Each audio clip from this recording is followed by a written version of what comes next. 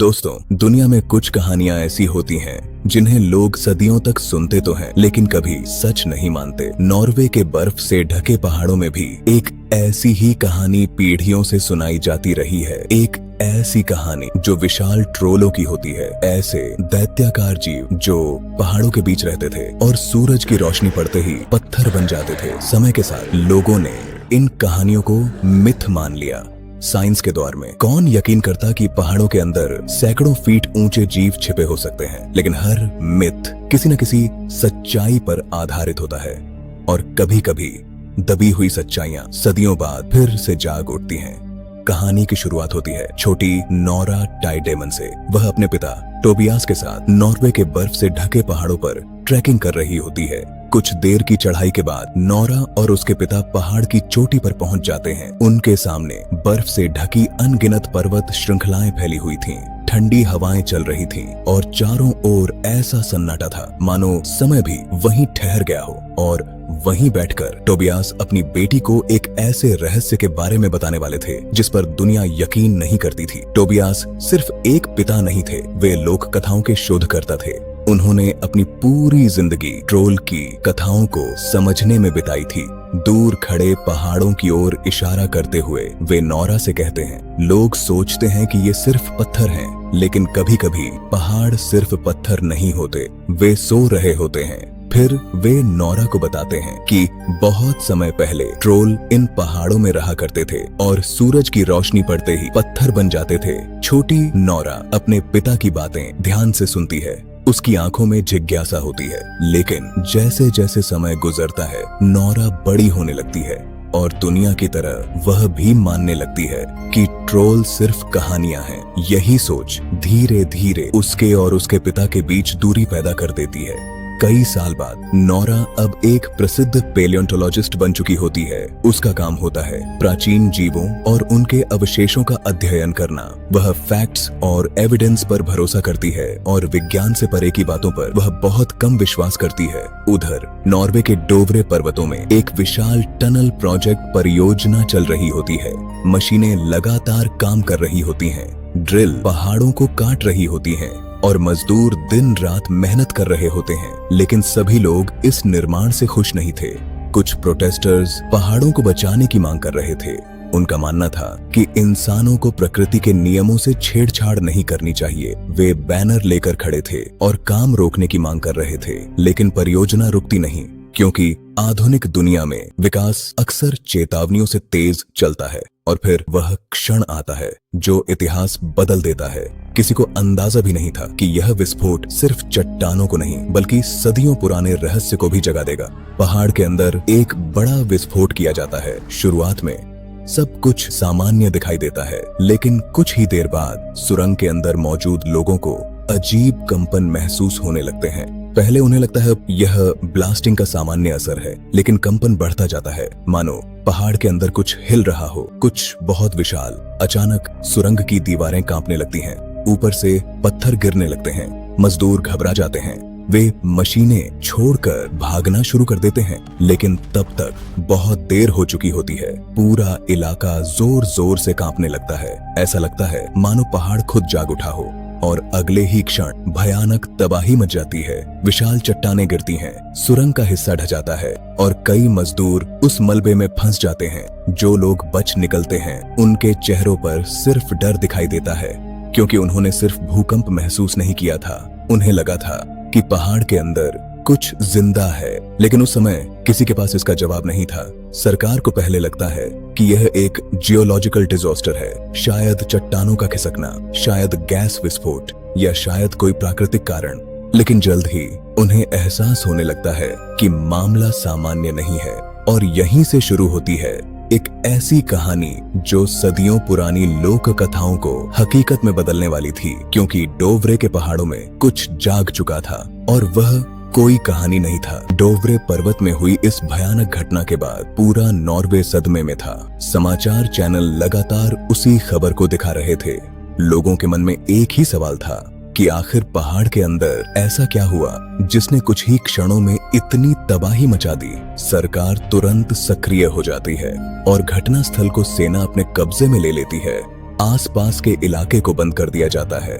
बचाव दल मलबे में फंसे लोगों को ढूंढने में जुट जाता है, लेकिन जांच जितनी आगे बढ़ती है उतने ही नए सवाल सामने आने लगते हैं, क्योंकि घटनास्थल पर मिले निशान किसी सामान्य प्राकृतिक आपदा जैसे नहीं लग रहे थे। इसी वजह से सरकार एक्सपर्ट्स की एक टीम बुलाती है। साइंटिस्ट्स, जियोलॉजिस्ट्स, मिलिट्री ऑफिसर्स और गवर्नमेंट एडवाइजर्स सभी को एक कंट्रोल रूम में इकट्ठा किया जाता है। यहीं पर बुलाया जाता है डॉक्टर नोरा टाइडेमन को। नोरा पहले तो इस मामले को एक वैज्ञानिक की नजर से देखती है। उसे लगता है कि इसके पीछे कोई प्राकृतिक कारण होगा। कंट्रोल रूम में विशाल स्क्रीन पर घटनास्थल की तस्वीरें दिखाई जाती हैं। सभी का बारीकी से अध्ययन किया जा रहा था। कुछ लोगों ने कहा कि ब्लास्टिंग के कारण पहाड़ की आंतरिक संरचना कमजोर हो गई होगी। कुछ लोगों ने कहा कि शायद मीथेन गैस का विस्फोट हुआ है। लेकिन तभी नोरा की नजर एक तस्वीर पर टिक जाती है। वह तस्वीर को ध्यान से देखती है और फिर वह कुछ ऐसा एविडेंस नोटिस करती है जो बाकी लोगों की नजर से छूट गया था। जमीन पर बने विशाल निशान। नोरा कहती है कि ये सामान्य दरारें नहीं लगती, बल्कि ऐसा लगता है मानो किसी बहुत बड़े जीव ने वहां कदम रखा हो।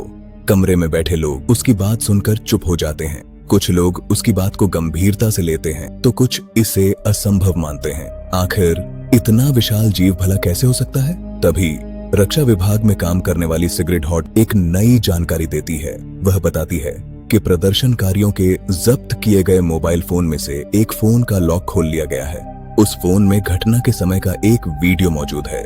कमरे की सारी लाइटें धीमी कर दी जाती हैं। सबकी नजरें स्क्रीन पर टिक जाती हैं। वीडियो चलना शुरू होता है। उसमें प्रदर्शनकारी पहाड़ के पास खड़े दिखाई देते हैं। कुछ लोग नारे लगा रहे होते हैं तो कुछ अपने मोबाइल से रिकॉर्डिंग कर रहे होते हैं। तभी अचानक जमीन हिलने लगती है और लोग घबराकर इधर उधर भागने लगते हैं। कैमरा बुरी तरह हिल रहा होता है। चीख पुकार सुनाई देने लगती है। धूल का विशाल गुब्बार उठता है और फिर वीडियो के आखिरी कुछ सेकंड में धूल और चट्टानों के बीच एक विशाल आकृति की झलक दिखाई देती है। वह इतनी बड़ी थी कि उसे देखकर किसी का भी दिल दहल जाए। लेकिन वीडियो अचानक खत्म हो जाता है। कमरे में सन्नाटा छा जाता है और कोई कुछ नहीं कह पाता, क्योंकि जो उन्होंने देखा था उसे तर्क से समझाना आसान नहीं था, क्योंकि अगर वह सच था तो दुनिया का इतिहास बदलने वाला था। नोरा के मन में बचपन की यादें लौटने लगती हैं। उसके कानों में अपने पिता की आवाज गूंजने लगती है, वही कहानियां जिन पर वह कभी विश्वास नहीं करती थी। लेकिन तभी एक और घटना की खबर आती है। नॉर्वे के एक दूर दराज इलाके में एक घर पूरी तरह नष्ट हो चुका था। सरकार तुरंत जांच के लिए टीम भेजती है और नोरा और सरकारी सलाहकार एंड्रियास भी उस स्थान का निरीक्षण करने निकलते हैं। वहां पहुंचकर उन्हें कुछ बेहद अजीब दिखाई देता है। जंगल के बीच विशाल फुटप्रिंट्स बने हुए थे, इतने बड़े निशान जिन्हें देखकर कोई भी हैरान रह जाए, क्योंकि धरती पर मौजूद कोई जीव इतने विशाल पदचिह्न नहीं छोड़ सकता था। वहीं उनकी मुलाकात होती है सैन्य अधिकारी क्रिस्टोफर होल्म से, जिसे सब क्रिस कहते थे। क्रिस कई वर्षों का अनुभवी अधिकारी था। वह नोरा को बताता है कि इलाके के लोगों ने एक अजीब और भयावह आवाज सुनी थी। ऐसी आवाज मानो कोई विशाल जीव दर्द में रो रहा हो, लेकिन किसी ने उसे देखा नहीं, क्योंकि डर के मारे लोग अपने घरों के बेसमेंट में छिप गए थे। क्रिस आगे बताता है कि उसे लगभग 3 किलोमीटर तक इन विशाल पैरों के निशान मिले, लेकिन अचानक वे निशान गायब हो गए। मानो वह जीव इंसानों की नजरों से बचना जानता हो, मानो वह जीव जमीन में समा गया हो या फिर पहाड़ों के बीच कहीं छिप गया हो। अब सरकार को भी समझ आने लगता है कि यह कोई सामान्य घटना नहीं है, और पहली बार नोरा के मन में यह सवाल उठता है, क्या उसके पिता सही थे? क्या सचमुच ट्रोल सिर्फ कहानियां नहीं बल्कि एक लिविंग लेजेंड है? इन्हीं सवालों के साथ नोरा एक ऐसा फैसला करती है जो पूरी कहानी की दिशा बदलने वाला था। वह तय करती है कि अब समय आ गया है अपने पिता टोबियास टाइडेमन से मिलने का, क्योंकि शायद इस रहस्य का जवाब दुनिया की नजरों में पागल समझे जाने वाले उसी आदमी के पास था। एक ऐसा आदमी जिसने अपनी पूरी जिंदगी ट्रोलों की कहानियों, प्राचीन लोक कथाओं और पहाड़ों में छिपे रहस्यों का अध्ययन करने में बिताई थी, लेकिन दुनिया ने उनकी बातों को कभी गंभीरता से नहीं लिया। लोग उन्हें सनकी कहते थे और कुछ तो उन्हें पागल भी समझते थे, और धीरे धीरे उन्होंने खुद को दुनिया से दूर कर लिया था। यही वजह थी कि नोरा और उनके बीच भी दूरी आ गई थी और अब नोरा, सरकारी सलाहकार एंड्रियास और सैन्य अधिकारी क्रिस तीनों टोबियास से मिलने निकल पड़ते हैं। घने जंगलों और बर्फीले रास्तों से गुजरते हुए वे आखिरकार उनके घर पहुंचते हैं। लेकिन जैसे ही वे घर के पास पहुंचते हैं, अचानक एक बंदूक उनकी ओर तान दी जाती है। वह टोबियास थे। कई वर्षों तक अकेले रहने के कारण वे बाहरी लोगों पर आसानी से भरोसा नहीं करते थे, लेकिन जैसे ही उनकी नजर नोरा पर पड़ती है, उनके चेहरे के भाव बदल जाते हैं। पिता और बेटी कई वर्षों बाद आमने सामने खड़े थे, मगर उनके बीच अब भी अनकही दूरियां मौजूद थीं। शुरुआत की बातचीत आसान नहीं होती। टोबियास सरकार पर भरोसा नहीं करते थे। उन्हें लगता था कि इंसानों ने हमेशा सच्चाई को छिपाया है। नोरा उन्हें हाल की घटनाओं के बारे में बताती है। वह पैरों के निशानों की बात करती है और फिर वह उन्हें वह वीडियो दिखाती है जो प्रदर्शनकारियों के मोबाइल से मिला था। टोबियास वीडियो को ध्यान से देखते हैं। उनकी आंखों में चिंता झलकने लगती है। कुछ क्षणों तक वे चुप रहते हैं, मानो वर्षों पुरानी कोई बात अचानक सच साबित हो गई हो। उन्हें एहसास हो जाता है कि जो कुछ हो रहा है वह सामान्य नहीं है। आखिरकार वे टीम की मदद करने के लिए तैयार हो जाते हैं। इसके बाद नोरा, टोबियास, एंड्रियास और कप्तान क्रिस हेलीकॉप्टर से पहाड़ों की जांच करने निकलते हैं। हेलीकॉप्टर बर्फ से ढकी घाटियों के ऊपर उड़ रहा होता है। नीचे फैले विशाल पहाड़ शांत दिखाई दे रहे थे, लेकिन इस शांति के पीछे कुछ बहुत बड़ा छिपा था। उड़ान के दौरान टोबियास अचानक बेचैन हो उठते हैं। वे दूर पहाड़ों की ओर देखते हैं। उन्हें कुछ अजीब दिखाई देता है। पहली नजर में वह सिर्फ एक चट्टान जैसा लगता है, लेकिन टोबियास समझ जाते हैं कि कुछ ठीक नहीं है। वे अचानक पायलट से कहते हैं, रुको, हेलीकॉप्टर नीचे उतारो, अभी। हेलीकॉप्टर धीरे धीरे नीचे उतरने लगता है। जैसे ही सभी जमीन पर पहुंचते हैं, टोबियास दूर खड़े एक विशाल पहाड़ को ध्यान से देखने लगते हैं। तभी अचानक धरती कांपने लगती है और पहाड़ों से पत्थर टूटकर गिरने लगते हैं। ऐसा लगता है मानो पूरा पर्वत हिल रहा हो। सभी घबराकर पीछे हट जाते हैं और फिर उनकी आंखों के सामने एक ऐसा दृश्य आता है जिस पर यकीन करना लगभग नामुमकिन था। जो चीज दूर से एक पहाड़ लग रही थी, वह एक जीव था, एक विशाल ट्रोल। उसका शरीर पत्थरों जैसा दिखाई देता था। उसकी ऊंचाई इतनी विशाल थी कि उसके सामने पेड़ भी छोटे लग रहे थे। उसका हर कदम धरती को हिला रहा था और उसकी गर्जना पूरी घाटी में गूंज उठती है। सभी स्तब्ध रह जाते हैं, क्योंकि उनके सामने टोबियास की पूरी जिंदगी का शोध सच साबित हो चुका था। ट्रोल सिर्फ कहानियां नहीं थे, वे सचमुच अस्तित्व में थे। नोरा अपने पिता की ओर देखती है और पहली बार उसे एहसास होता है कि शायद उसके पिता कभी गलत थे ही नहीं। लेकिन इस खोज की कीमत भारी पड़ने वाली थी, क्योंकि ट्रोल जाग चुका था और अब वह पहाड़ों से बाहर निकल रहा था। टीम किसी तरह वहां से बच निकलती है, लेकिन अब उनके पास दुनिया को दिखाने के लिए सबूत था। सरकार को तुरंत सूचना दी जाती है। कुछ ही समय में पूरे देश में आपातकाल जैसी स्थिति बन जाती है। सेना को सक्रिय कर दिया जाता है, टैंक तैनात किए जाते हैं, लड़ाकू विमान भेजे जाते हैं और आधुनिक हथियारों के साथ एक विशाल सैन्य अभियान शुरू होता है। लेकिन किसी को अंदाजा नहीं था कि वे किस चीज का सामना करने जा रहे हैं, क्योंकि यह कोई साधारण दुश्मन नहीं था। यह इतिहास का एक जीवित रहस्य था और उसका जागना पूरी मानवता के लिए एक चेतावनी बनने वाला था। उसके हर कदम के साथ धरती कांप उठती थी, पेड़ जड़ों समेत उखड़ जाते थे और विशाल चट्टानें बिखर जाती थीं। उसके रास्ते में आने वाली हर चीज मानो बेहद छोटी लगने लगती थी। लेकिन एक बात सबको हैरान कर रही थी, ट्रोल बिना वजह हमला नहीं कर रहा था। वह किसी निश्चित दिशा में आगे बढ़ रहा था, मानो उसे किसी खास जगह तक पहुंचना हो। लेकिन सरकार के पास इतना समय नहीं था कि वे उसके इरादों को समझ पाते। उन्हें बस इतना पता था कि अगर यह विशाल प्राणी किसी शहर तक पहुंच गया तो हजारों लोगों की जान खतरे में पड़ सकती है। इसीलिए सेना को उसे रोकने का आदेश दे दिया जाता है। कुछ ही समय में टैंक तैयार कर दिए जाते हैं, लड़ाकू हेलीकॉप्टर हवा में उड़ने लगते हैं, सैनिक अपनी अपनी स्थिति संभाल लेते हैं और आखिरकार हमले का आदेश दे दिया जाता है। पहला गोला दागा जाता है, उसके बाद एक के बाद एक कई विस्फोट होते हैं। मिसाइलें ट्रोल की ओर बढ़ती हैं। धुएं और आग का विशाल गुब्बार उठता है। कुछ क्षणों के लिए ऐसा लगता है मानो युद्ध खत्म हो गया हो, लेकिन तभी धुएं के बीच एक विशाल आकृति फिर से दिखाई देती है। ट्रोल अभी भी खड़ा था। उसे चोट तो पहुंची थी, लेकिन वह रुका नहीं था, बल्कि अब वह पहले से भी ज्यादा क्रोधित हो चुका था। अचानक वह अपनी विशाल भुजाओं से हमला करता है। कुछ ही क्षणों में कई सैन्य वाहन नष्ट हो जाते हैं। टैंक पलट जाते हैं और सैनिक जान बचाने के लिए पीछे हटने लगते हैं। हेलीकॉप्टरों को दिशा बदलनी पड़ती है। जिस ताकत पर इंसानों को गर्व था, वह इस प्राचीन जीव के सामने छोटी पड़ रही थी। इसी दौरान टोबियास एक अलग ही बात समझने की कोशिश कर रहे थे। उन्हें विश्वास था कि ट्रोल सिर्फ हिंसक नहीं है, शायद वह किसी चीज की तलाश कर रहा है। टोबियास उसके करीब जाने की कोशिश करते हैं। वे उसे शांत करने का प्रयास करते हैं, मानो वह किसी जंगली जानवर से नहीं बल्कि एक खोए हुए जीव से बात कर रहे हों। लेकिन तभी सेना की ओर से एक और हमला हो जाता है। विस्फोट की आवाज से ट्रोल और ज्यादा क्रोधित हो जाता है। उसकी प्रतिक्रिया और भी उग्र हो जाती है और इसी अफरा तफरी में टोबियास गंभीर रूप से घायल हो जाते हैं। नोरा यह देखकर स्तब्ध रह जाती है।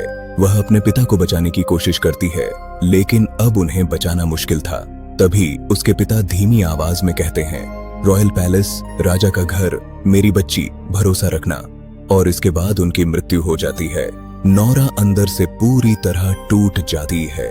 वह फूट फूट कर रोने लगती है, क्योंकि उसे लगता है कि सरकार की गलतियों की वजह से ही उसके पिता की मौत हुई है।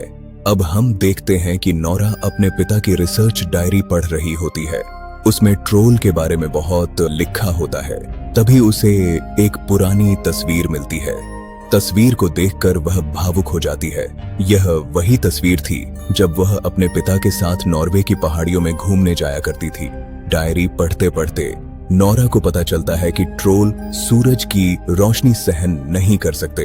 इतना ही नहीं, वे ईसाइयों की गंध भी पहचान सकते हैं। डायरी में यह भी लिखा था कि ट्रोल चर्चों पर हमला किया करते थे, क्योंकि चर्च की घंटियों की आवाज उन्हें बिल्कुल पसंद नहीं थी। यह सारी बातें उसके पिता उसे बचपन में भी बताया करते थे। तभी क्रिस बताता है कि सरकार अब ट्रोल पर हवाई हमला करने वाली है। नोरा तुरंत सरकार से बात करती है और कहती है, ट्रोल चर्च की घंटियों की आवाज सहन नहीं कर सकता। हमें उसे रोकने के लिए कोई दूसरा तरीका अपनाना चाहिए।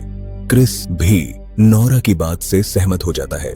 काफी बहस के बाद सरकार भी उसकी योजना को आजमाने के लिए तैयार हो जाती है। दूसरी ओर ट्रोल शहर तक पहुंच चुका था। इतने विशाल जीव को देखकर लोगों के होश उड़ जाते हैं। हर तरफ अफरा तफरी मच जाती है। लोग अपनी जान बचाने के लिए इधर उधर भागने लगते हैं। तभी नोरा, क्रिस और कई सैनिक हेलीकॉप्टरों में बड़े बड़े चर्च के घंटे बांधकर ट्रोल को चारों तरफ से घेर लेते हैं। घंटियों की तेज आवाज सुनते ही ट्रोल को काफी तकलीफ होने लगती है। वह घुटनों के बल बैठ जाता है। कुछ समय के लिए सबको लगता है कि योजना काम कर रही है, लेकिन अगले ही पल ट्रोल हेलीकॉप्टरों पर हमला कर देता है। इसी दौरान एक हेलीकॉप्टर नीचे गिरने लगता है और उसके नीचे एक छोटी बच्ची होती है, लेकिन सभी को हैरान करते हुए ट्रोल उस बच्ची को बचा लेता है। यह देखकर नोरा चौंक जाती है। अब उसे यकीन हो जाता है कि ट्रोल इंसानों को मारना नहीं चाहता। अगर उसे न छेड़ा जाए तो शायद वह किसी को नुकसान भी न पहुंचाए। सारे न्यूज चैनलों पर यही खबर चल रही थी। सबके मन में एक ही सवाल था, क्या ट्रोल सचमुच राक्षस है? इसी बीच ट्रोल धीरे धीरे ओस्लो, जो नॉर्वे की राजधानी है, की ओर बढ़ रहा था। तभी हम देखते हैं कि नोरा और क्रिस वापस लौट आते हैं, क्योंकि नोरा की योजना असफल हो चुकी थी और इस मिशन में कई सैनिक तथा कुछ आम लोग भी मारे गए थे। इसी कारण नोरा को मिशन से हटा दिया जाता है। नोरा भारी मन से वहां से जाने लगती है। तभी क्रिस उससे कहता है, तुमने अपनी तरफ से पूरी कोशिश की है, मैं तुमसे सहमत हूँ। मुझे भी लगता है कि सरकार गलत फैसला ले रही है और अगर कभी मेरी जरूरत पड़े तो बेझिझक मुझे याद कर लेना। नोरा को कुछ समझ नहीं आ रहा था कि उसे क्या करना चाहिए। तभी उसे अपने पिता के आखिरी शब्द याद आते हैं, रॉयल पैलेस, राजा का घर। अचानक उसे सब समझ में आ जाता है। वह समझ जाती है कि ट्रोल का अगला लक्ष्य रॉयल पैलेस ही है। इसीलिए वह अपने साथी एंड्रियास के साथ तुरंत किंग पैलेस पहुंच जाती है। वहां उनकी मुलाकात राजा के सलाहकार से होती है। नोरा उन्हें बताती है कि संभव है ट्रोल यहाँ हमला करे और अगर वह ऐसा करता है तो उसके पीछे जरूर कोई बड़ी वजह होगी। तब सलाहकार उन्हें एक प्राचीन रहस्य बताता है। वह कहता है कि पुरानी कथाओं के अनुसार जहां आज रॉयल पैलेस खड़ा है, कभी वहां ट्रोलों का घर हुआ करता था। ट्रोल कभी इन पहाड़ों के असली राजा माने जाते थे, लेकिन इंसानों के राजा ने उनका विनाश करवा दिया ताकि उसी स्थान पर अपना महल बनवा सके। हालांकि एक छोटे ट्रोल को जिंदा छोड़ दिया गया था और उसे दूर पहाड़ों के अंधेरे में छोड़ दिया गया था। अब जो ट्रोल वापस लौटा है, शायद वही बच्चा है जो सैकड़ों सालों की नींद से जागा है और अपने घर लौटना चाहता है। इसके बाद सलाहकार उन्हें एक गुप्त स्थान पर ले जाता है। वहां विशाल कंकाल रखे हुए थे। ये सभी ट्रोलों के अवशेष थे जिन्हें कई 100 साल पहले मार दिया गया था।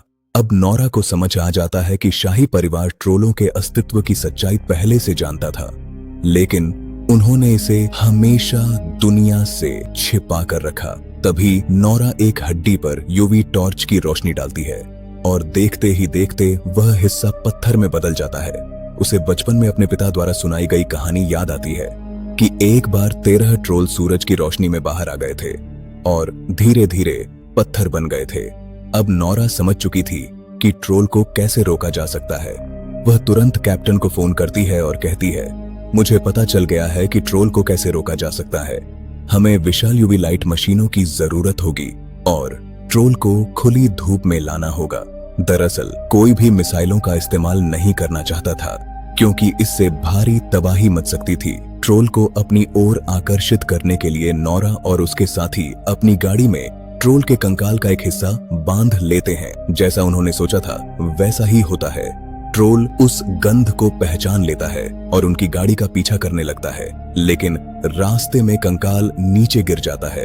ट्रोल उसे उठाता है। अपने साथी के अवशेषों को देखकर उसकी आंखों में दर्द साफ दिखाई देता है। ऐसा लगता था जैसे इस दुनिया में उसका कोई अपना बाकी नहीं बचा था। लेकिन तभी वह कंकाल उसके हाथों से गिरकर टूट जाता है। अब ट्रोल का गुस्सा चरम पर पहुंच चुका था। वह नोरा की गाड़ी का पीछा करने लगता है और वे अपनी जान बचाने के लिए तेजी से आगे बढ़ते हैं। उधर सेना भी ट्रोल पर मिसाइल हमला करने की तैयारी कर चुकी थी। एंड्रियास की एक दोस्त उसी विभाग में काम करती थी जहां से मिसाइलें लॉन्च की जानी थी। वह सिस्टम को हैक करके उसे अस्थायी रूप से बंद कर देती है। जब मिसाइल दागने का आदेश दिया जाता है तो वे सक्रिय ही नहीं होती। इसी बीच नोरा और एंड्रियास ट्रोल को उस जगह तक ले आते हैं जहां कैप्टन और सैनिक विशाल यूवी लाइट मशीनों के साथ उसका इंतजार कर रहे थे। ट्रोल उनकी गाड़ी पर हमला कर देता है, लेकिन नोरा और एंड्रियास समय रहते गाड़ी से कूदकर अपनी जान बचा लेते हैं। जब अधिकारियों को पता चलता है कि सिस्टम हैक कर दिया गया था तो वे उसे दोबारा सक्रिय कर देते हैं, लेकिन कमांडर मिसाइलें दागने से मना कर देता है क्योंकि ट्रोल के आसपास बहुत सारे सैनिक मौजूद थे। तभी नोरा, एंड्रियास और सैनिक मिलकर यूवी लाइट मशीनों को चालू कर देते हैं। अल्ट्रावायलेट किरणें ट्रोल के शरीर पर पड़ने लगती हैं। धीरे धीरे उसका शरीर पत्थर में बदलना शुरू हो जाता है। वह दर्द से जोर जोर से गर्जना करने लगता है। यह देखकर नोरा को एहसास होता है कि ट्रोल के साथ जो हो रहा है वह गलत है। जिस प्रकृति ने इंसानों को बनाया है उसी प्रकृति ने ट्रोलों को भी बनाया था। इंसानों ने ट्रोलों को लगभग समाप्त कर दिया था, जबकि वे हमेशा इंसानों के दुश्मन नहीं थे। यह सोचकर नोरा यूवी मशीनें बंद कर देती है और ट्रोल के सामने जाकर खड़ी हो जाती है। वह उससे कहती है, यहाँ से चले जाओ, फिर से अंधेरों में लौट जाओ, वरना इंसान तुम्हें मार देंगे। ऐसा लगता है कि ट्रोल उसकी बात समझ रहा था, लेकिन तभी सूरज निकलना शुरू हो जाता है। सूरज की किरणों में मौजूद अल्ट्रावायलेट किरणें उसके शरीर पर पड़ती हैं। धीरे धीरे उसका विशाल शरीर पत्थर में बदलने लगता है। कुछ ही पलों में वह हमेशा के लिए पत्थर की एक विशाल मूर्ति बन जाता है। इस तरह सदियों पुराने आखिरी ट्रोल का अंत हो जाता है। प्रधानमंत्री नोरा के पास आती हैं और कहती हैं, तुम्हारे पिता की सारी कहानियां सच थीं, लेकिन नोरा और एंड्रियास के लिए यह जीत नहीं थी। उन्हें ट्रोल की मौत का गहरा दुख था। एंड्रियास, जो हमेशा सरकार के लिए काम करता था, आखिरकार अपनी नौकरी छोड़ देता है। उसका सपना एक लेखक बनने का था। फिल्म के अंत में नोरा कहती है, नॉर्वे की पहाड़ियों में शायद अभी भी और ट्रोल छिपे हो सकते हैं, और इसी उम्मीद के साथ नोरा और एंड्रियास नॉर्वे की पहाड़ियों की ओर निकल पड़ते हैं। इसी के साथ फिल्म ट्रोल की कहानी समाप्त हो जाती है। उम्मीद करते हैं कि आपको यह कहानी पसंद आई होगी।